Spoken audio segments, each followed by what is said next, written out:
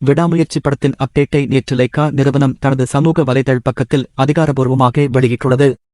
இந்த அறிவிப்பு அஜித் ரசிகர்களை உற்சாகப்படுத்தியுள்ளது. அதன்படி அஜர்பைஜான் நாட்டில் நடைபெற்று வந்த விடாமுயற்சி படத்தின் படப்பிடிப்பு நிறைவு பெற்றுள்ளதாகவும், இப்படத்தின் அடுத்த கட்ட படப்பிடிப்பிற்காக படக்குழு சில நாட்களில் வேறு இடத்திற்கு செல்ல உள்ளதாகவும் புதிய அறிவிப்பு வெளியாகியுள்ளது.